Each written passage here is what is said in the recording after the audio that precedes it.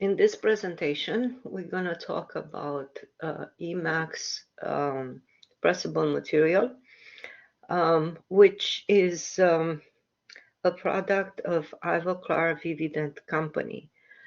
This company has many other products that are used either as a pressable material or as a porcelain, build-up porcelain.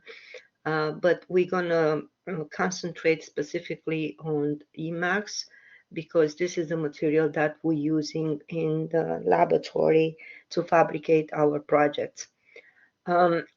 What's important to know about Emax? Emax is a lithium disilicate glass ceramic that comes in ingots, and they can be melted and pressed to take the shape of our restoration.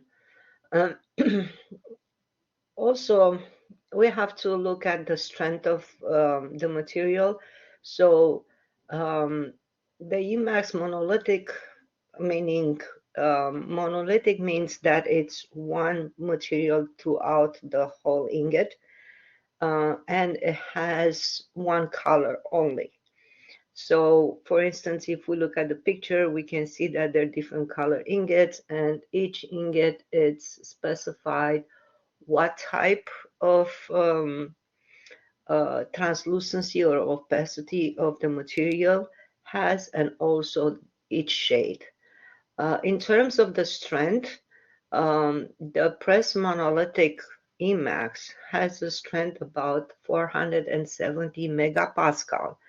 And in comparison, the metal has about 1200 megapascal strength or hardness. Zirconia also could be up to 1200 megapascal. So in terms of the strength, Emax, it's by itself, it's not a very strong material.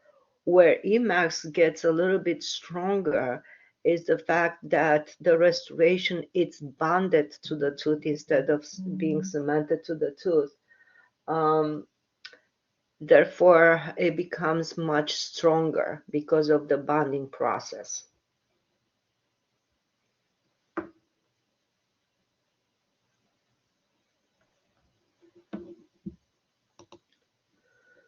So what are the uses for the ingots, the monolithic Emax press ingots? We can use it for veneers, for inlays, onlays, partial crowns when we're talking about 3/4 crowns, crowns that are in posterior or anterior area, a 3-unit bridge for the anterior, or a 3-unit bridge for the up to the premolar or second premolar, implant substructure for single tooth restoration, or either for a 3-unit implant substructure. Also, it can be used as a abutment for the implant, or as a hybrid abutment for a single tooth, or an abutment for crowns in the anterior or posterior regions. So, what are the contraindications? So contraindications refers to inlay retained bridges. When we're talking about Maryland bridges or cantilever bridges, those are the contraindications, because being a glass-like material, Emax can break because of it's a brittle material. So therefore, we have to be careful in terms of where we apply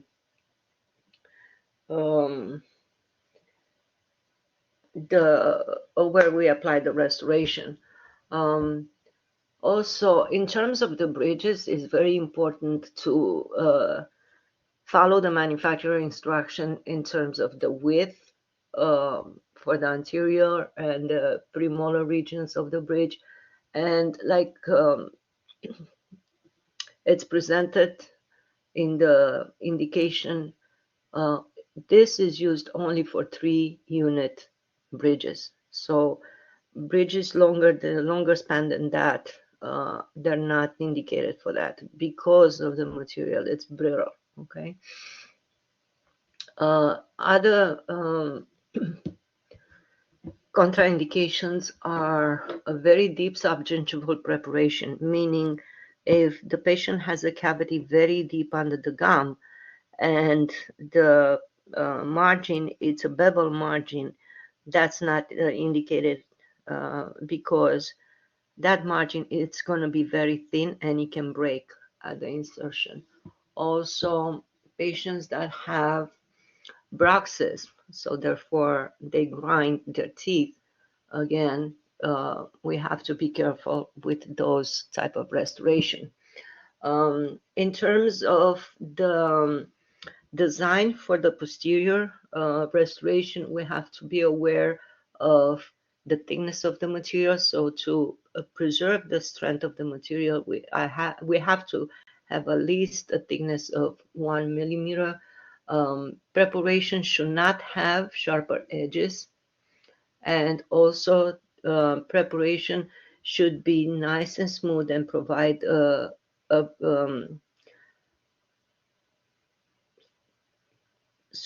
strong support for this, not irregular surfaces. Um, okay.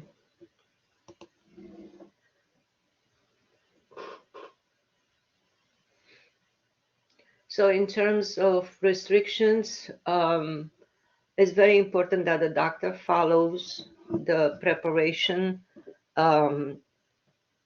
how to prepare the teeth based on what the manufacturer recommends in terms of the margin and um, the surfaces. Like we said, no sharp surfaces, no cantilever. Okay. In terms of the layering with build-up porcelain, we have to meet the requirements in terms of the thickness of the layering porcelain, and we're going to talk about this in later in our presentation. So the ingot concept, ingots are little buttons of the material that can be easily handled and melted to be impressed to be transformed into the final restoration. So we saw that we have monochromatic ingots that have different 5 levels of translucency, starting from high opacity, medium opacity, low translucency, medium translucency, and high translucency, and special impulse shades and 2 sizes. So we have a small ingot and a large ingot. Also, we have polychromatic multi-ingots. Polychromatic meaning that there is a graduation, there is a gradient from going from more opacious material to more translucent material within the ingot. They come in different shades, so there are coverage shades from A to D, including the bleaching shades. Also, it's important when we start using this system to get familiar with each type of ingot in terms of the translucency. Some doctors prefer to have a more translucent restoration that would allow the natural color of the preparation to come through. So it creates that more depth, like the natural tooth through the light. So these are some of the ingots based on their translucency. Also based on their translucency and their processing technique, we have indication and contraindication. When we can use multi-layer ingot, when we can use different other ingots, and what kind of technique we can use with them. So some of the, like we said, to get the best results, sometimes, especially for anterior cases, it's indicated that we design and fabricate a coping or a framework, and then we can add layering Emax or ceram porcelain that's compatible with the Emax ingot to copy what the patient has in terms of the shade and characterization. And there are different techniques. We can just build up in wax and press and uh, stain and glaze. So it's full contour restoration that we're just going to stain and glaze and it's ready to go. We can have a cutback technique where, for instance, for anterior cases, we can cut back on the facial or the buccal area, and then we can apply a layering porcelain to give that more natural look of the restoration. Or we have a layering technique where we design the substructure, a coping or a framework, and then we use the um, layering porcelain to build up the rest of the crown or the bridge to the full contour. So we can see in this picture that we how the monochromatic and polychromatic ingots are looking. So monochromatic, it's one color, one shade throughout the ingot. Polychromatic, it goes from more opacious, darker on the bottom towards the lighter, more translucent towards the top part. Also, the sizes of the ingots for both of polychromatic and monochromatic, we have small ingots and large ingots. A little bit about the working clinical working steps for the fabrication process of the restoration. So first of all, the dentist is going to take the shade and then he's going to prepare the tooth and take uh, another shade of the preparation. It's called the stump shade. And then the doctor is going to take the impression. The impression comes to the laboratory, and then the impression is put up. The um, models are fabricated, and also we can use the hands-on method to do the waxing, or we can use a CAD/CAM to generate our design, or we can use a 3D printed model to, instead of waxing, we're gonna design the wax up, so to speak, into the digital form, and then we're gonna print it, and then we're gonna press that uh, coping. The next phase will be to invest and press, and then we have an array of options that we can do. We can choose to finish the restoration, like we talk about, just full contour and stain and glaze, a cut back technique where we cut back on the lingual or the occlusal surfaces to add layering porcelain to having a more natural look of the restoration, or the full layering technique where we use a coping and then layering porcelain to finish full contour for the restoration. The next step will be to prepare for the cementation, and this Emax material require a preparation for that has to be done before insertion. Because the material is a little bit smooth, we have to roughen up the surface inside the crown so it does glues better with the bonding agent to the prepared tooth. So that's prepared for cementation. It's the etching stage. Then the cementation take place or the bonding, and then once the crown is inserted, the doctor has to check for the uh, uh, occlusal contact using articulating paper, and then give instructions to the patient how to maintain oral hygiene. So again, how we select the shade, it's very important. The dentist should take shade, the shade of the natural tooth prior to the preparation, and also another shade can be taken after the preparation. Usually, the preparation, the shade before the preparation it's done, that's the one that we have to concentrate and match. But it's important to take the shade of the preparation after the tooth is cut back, because that's a little bit darker.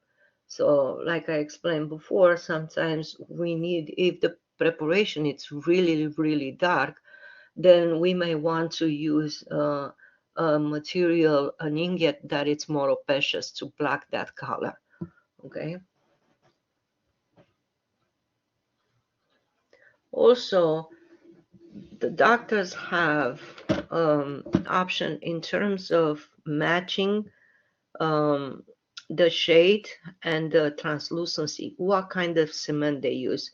The cement used in to bond the Emax to the prepared tooth usually comes in different opacities. So it could be, again, high opacity, medium opacity, high translucency. So the doctor has options at his or her um, chair side to use those cements to match or to block the preparation. If the preparation is too dark, maybe the doctor will want to put a more opaque cement to block that darkness of the preparation. Um, so in terms of the thickness, and this is a very important chart to keep in mind, when we do either that we use any of the three techniques, the full contour, the cutback, or the layering, there are certain requirements in terms of the thickness of the material. Okay, so we have to know what kind of thickness it's required for each type of technique that we're going to use. So always consult the chart provided by the manufacturer when we design the restoration or the substructure. Okay. So again, these are some of the examples for the thickness of the restoration in terms of if we're using cutback or if we're using a full contour framework. So we have to be aware of those requirements and use them for every case. Doesn't matter if it's one single veneer or a 3-unit bridge. So in terms of the model die and preparation, this is something that we have to be aware when we're going to do the model work in the lab. We have to be aware of the margins and how we prepare the margins and how we prepare the die to receive the wax up. So like with any die preparation, we have to trim and ditch the die to expose the margin. We got to mark the margin using a wax pencil, and then we have to prepare the die by applying a die hardener, which it's going to cover the margin, and then a die spacer that it's going to leave a little space between the margin and um, the die spacer, and that creates a little room for the cementation process. So here we have illustration for applying the die spacer for different type of restoration, from veneering to full contour, copings, or for inlays or onlays. When we start doing the wax up, we have to be careful how we contour the wax up. If we're doing a full wax, a full contour crown, we have to copy every detail of the natural dentition of the patient. So if the patient has any texture in the natural teeth, we have to copy that. In terms of the primary and secondary anatomy for the um, posterior teeth, again, we have to be careful and copy everything that the patient has. And also we have always to maintain a good proximal and occlusal or incisal contact, all right? Very important are the margins, okay? And the margins should be nice and flash with the margin of the preparation, and especially for the inlays on onlays, we don't want any gap between the margin of the preparation with the margin of our wax up. We have to make sure that everything is blending in and the margins are sealed together. So this is more example of the wax ups. And again, we have to, if we do a cutback technique, the best way to do this wax up would be to wax up to the full contour and then cut back the wax. At this point, in just using the wax is not indicated to use the mamelons. To cut back and design the mamelons in the wax, because that will create a sharp edge on the surface of the coping, which is, like we said before, it's not indicating when we apply the layering porcelain. So no mamelons applied in wax, okay? Just the cutback. And when we do the cutback, again, we have to make sure that we cut back enough to have room to apply the layering porcelain, but also don't cut back too much to compromise the strength of the coping. If we make the coping too thin on the surface that it's cut back, because this is a brittle material, it might fracture. So again, look at the instructions, what the manufacturer asks us in terms of the thickness, and follow that, okay? So also the thickness of the copings should be uniform, okay? So in general, we want the thickness to be, the height to be a little bit bigger or equal with the width, okay? So why the height should be a little bit bigger? Because on the, like it's presented here in the pictures, we can see that the coping um, has the cusps. So those are a little bit higher areas of the coping, okay? How we sprue, and I'm sure all of us did the sprueing in the laboratory, but it's just good to um, go over the sprueing patterns, and keep in mind that when we do sprueing, we have to make sure that we follow the manufacturer instructions, and also we kind of have to know what kind of restoration we sprueing. We sprueing a single, maybe one filling or a 3-unit bridge or any other type of restoration. How we attach the sprue is very important, okay? We have to attach the sprue also on the thickest part of the restoration, never close to the margins, right? And always make sure that the seal between the sprue and the coping or the substructure or the wax up itself, it's very good. There is no voids in the wax. The wax is nice and smooth. Okay. Um,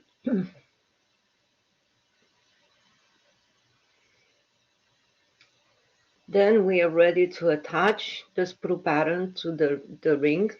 And again, we have to be careful when we attach it, how we're gonna attach it, depending on the size of the ring. So we have different size rings.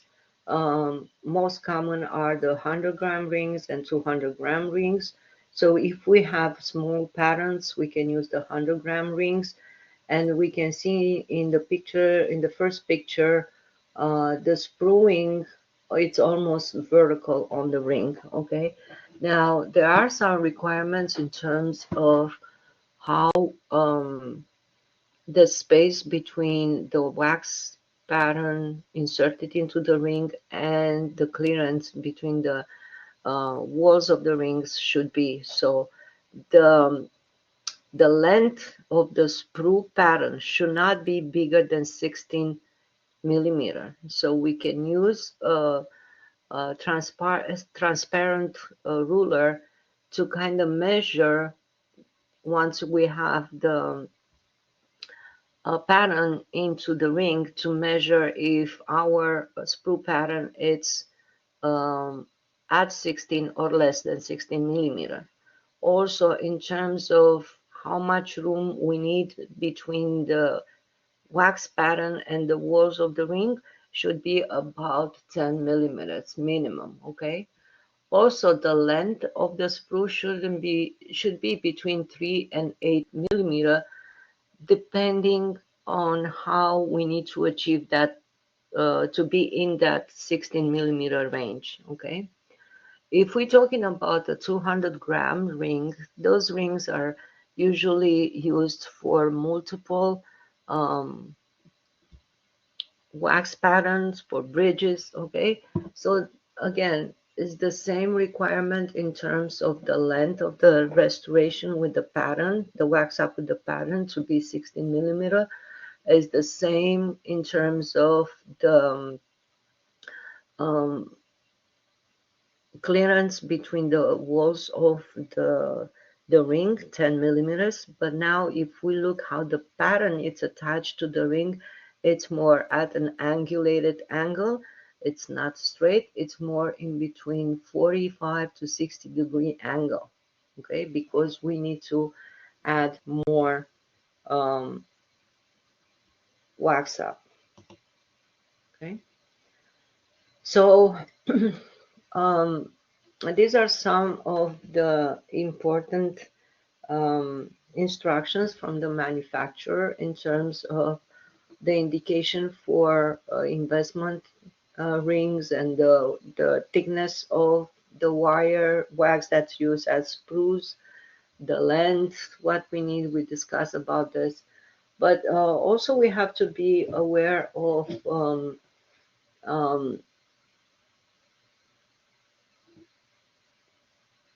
the um, how much the wax pattern can wait for each type of ingot that we're going to use. So let's say we have one bridge, a 3-unit bridge, and we're going to use a 200-gram ring to invest and press that bridge. So what kind of ingot we're going to use? We don't know. We might use a small ingot, we might use a large ingot. How are we going to find out? So first of all, we have to measure. So before we attach the sprue um, waxed bridge to the ring, we're gonna take a jewelry scale and we're gonna weight the wax pattern with the spoon, okay? And then we're gonna make the decision, are we gonna use a small ingot or a large ingot? For a small ingot, a small ingot can hold up to 0.7, 0.8 grams of wax pattern. So if our bridge, let's say it's 0.6 grams, then we can use a small ingot. And vice versa, if our bridge is larger and it weighs more, let's say it weighs out 1.2 grams, then we can go with um, a larger ingot. So when we do the investment, again, we have to make sure that we use the investment um, that's designed for Emax pressable, all right, or a universal investment that it's compatible with the system, all right. Emax have two type of investments. They have a speed investment and they have a regular investment. The speed investment is the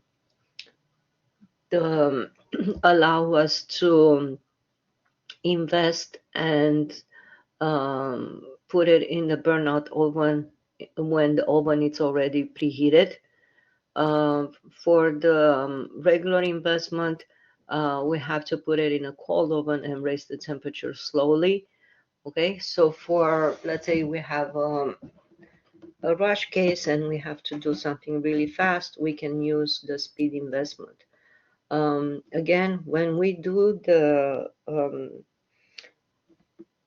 decide the ratio of special liquid and water, we have to follow the manufacturer instructions, also based on the type of rings we're using, 100 grams or 200 grams. So if we're using a 200 grams investment, right, make sure that we weight the special liquid and water for 200 grams, not for 100 grams, okay? Also, we want to make sure that when we do the investment, we allow the investment to set. So we give it time to set. Again, following the manufacturing instructions in terms of how long it takes for the investment to set, if it's a speed investment or a regular investment. What are the conditions? Maybe we can use it in a pressure unit to make it a little bit stronger, maybe not. So whatever the manufacturer tells us, we have to follow um, their instructions for the best results, okay? So once we have the investment set up, it's our ring, it's ready to be removed from the silicone ring.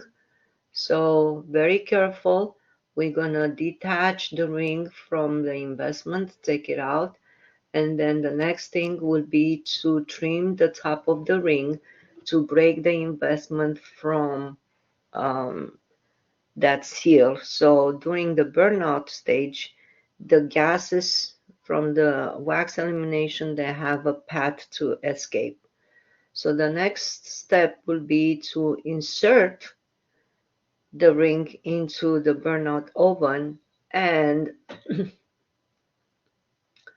allow the ring to heat soak.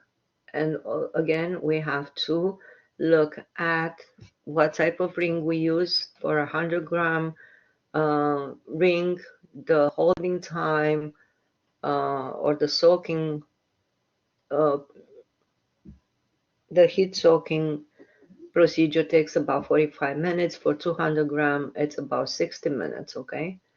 Um, One aspect, and this is very important, like I said in the beginning, this company does different type of other pressable or non-pressable materials that they have a different technique procedure to be for different type of restorations.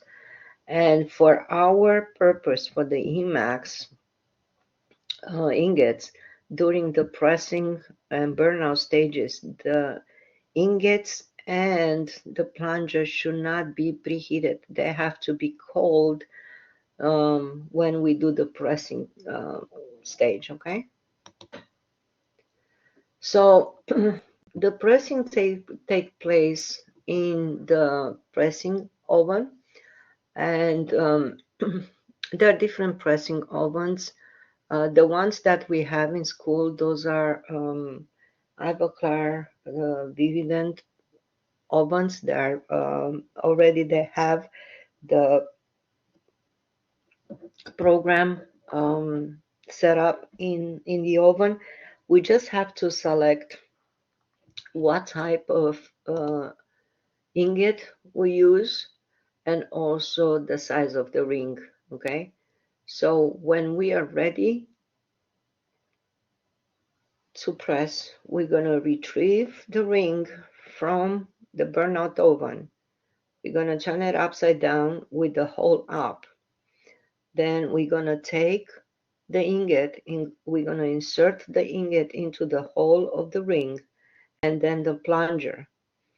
And then we're going to insert the ring with the ingot and the plunger into the pressing oven, and we're going to press start for the program that we prior selected, and the program automatically it's going to start and it's going to tell us when it's done.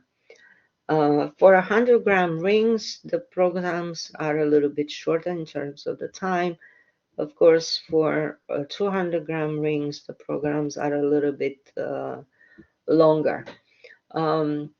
If for some reason we're not using the Ivoclar pressable ovens for this procedure and we're using a different pressable oven, we have to enter manually the programs and the requirements. So these are the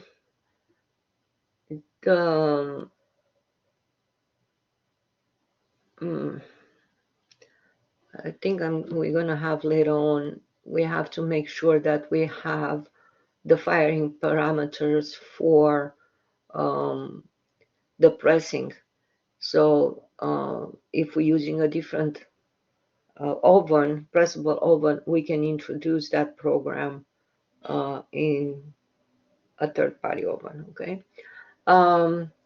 These are the parameters for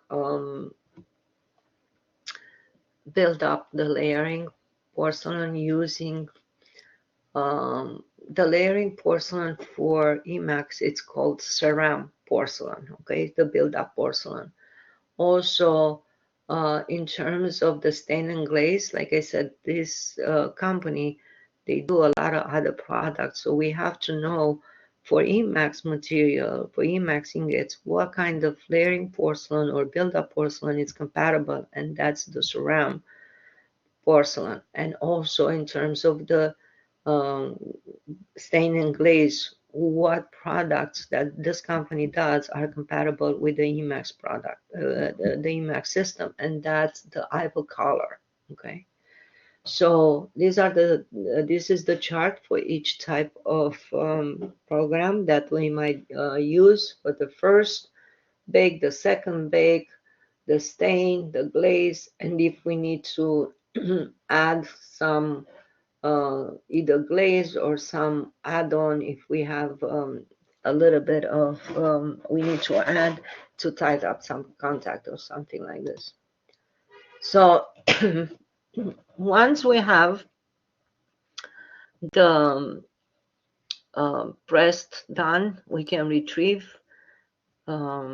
the ring from the pressable oven, and we're gonna let it cool on the bench. We're not gonna do anything to speed up the cooling process, okay? And once it's cold, then we can cut it, retrieve the plunger, and then using a sandblaster, we can clean up the investment. Again, we have to be also careful what kind of sandblasted material we can use, okay? So we can use glass beads to sandblast it because it's a little bit not so harsh on the material itself. And also we have to be careful at how much pressure the sandblaster should be. So if we put too much pressure, there we can create, the microfractures during the divesting process, and that can lead to later problems. Okay. So once we have it divested, then we can put it in acid to clean up any oxide layer that might be formed during the pressing technique. And we can use ultrasonic unit with the acid to clean that up. After that, we're going to rinse it out under cold water and sandblast it, lightly sandblast it again. Um, and we can remove this oxide layer using aluminum oxide at a very, very low pressure. So for monolithic uh, or full contour restorations, we have to cut the restoration from the sprue, and like we do with the PFM coping, we're gonna trim the bulk of the material where the sprue was, recontour it if necessary, fit it on the die, make sure that the margins of the restorations are flushed with the margin of um, the prep, the die, and then once everything is fitted and it looks good, we are ready to move into the next stage, which is staining. So staining creates, we can use stains to create and to match what the patient has. Usually, if we look at the natural teeth by the gum, the teeth have more like um, a little darker color, and they're more translucent towards the incisal or the occlusal surfaces. All right. Um, Molars in general, they have more stains on the occlusal surface, but always we have to be careful when we apply stains because these are very intense materials in terms of the color to be very subtle. So don't put too much of the stain because it's very hard to take off. Okay. So again, when we use the Ivoclar stains, right? They can come in the powder. We have to mix them with a special liquid, or some of them they might be coming directly pre-mixed. And again, follow the manufacturer instructions in terms of the firing temperatures. It's very important to match the temperature of the program with the procedure that we're doing. We can use the first bake for staining um, program. Okay, so match the procedure with the firing program and temperatures. All right. When we do the glazing, again, we have to be careful to follow the manufacturer instructions, and especially if we're using glazing, the glaze material comes in different um,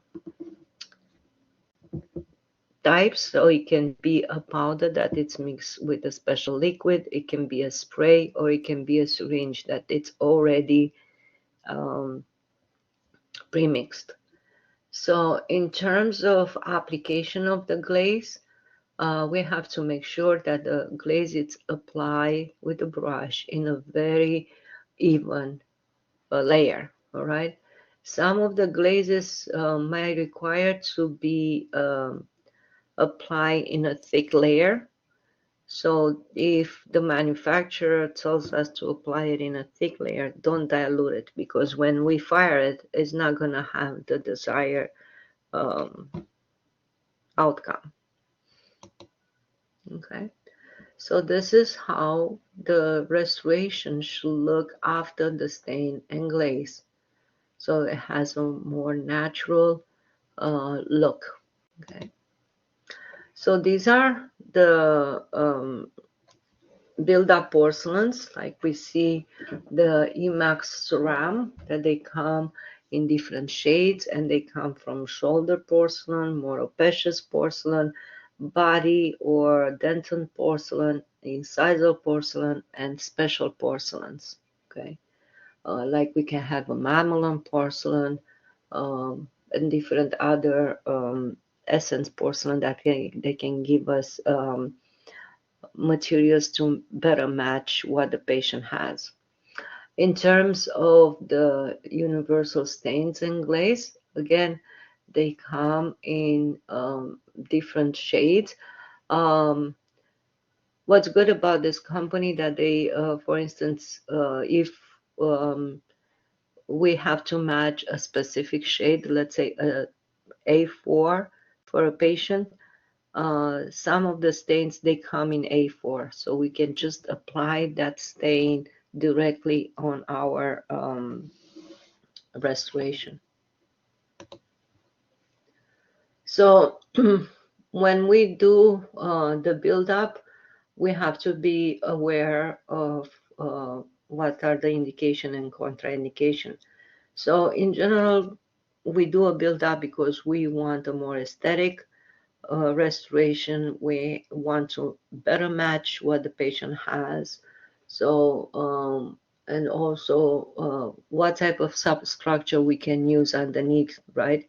So we can do pressed for metal, pressed on zirconia, pressed on CAD-CAM, or pressed on Emax press. So these are the techniques that we can use. When it's not indicated to do a build-up, when we have a patient that has a strong bite or suffer from bruxism, or they have reduced occlusal contact, so it's very important to understand when we can use those or when we have restrictions. In terms of the material itself, the build-up porcelain, like I said, the Emax Ceram comes in different um, types, right? So we have the dentin, and the dentin material build-up porcelain we're going to use to build up most of the shape of the tooth, right?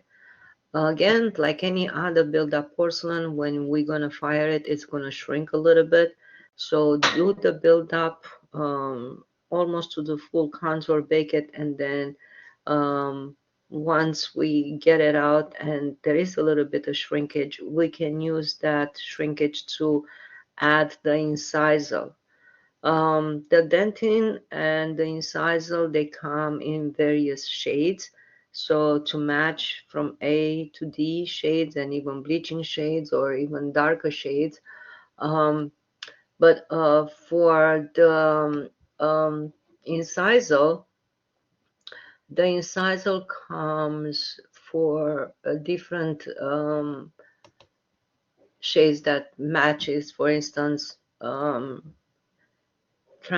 1, that's matching shades from B1 to A2, right? So we have to kind of learn each incisal goes with what shades of dentin, right?